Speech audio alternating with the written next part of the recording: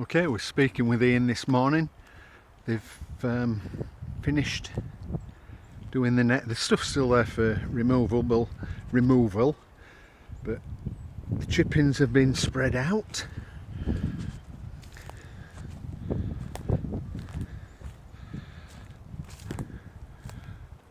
There's a new drop netting.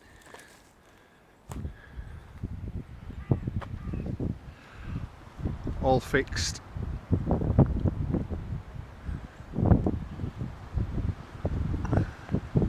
That looks a little bit tight to me, but there you go.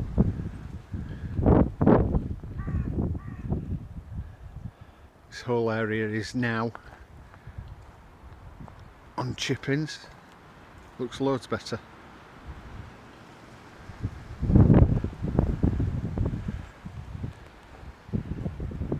Cleared out down towards the putting green. And just come back a ways. These roadies are all trimmed down now.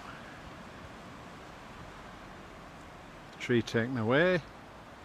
Good job, boys.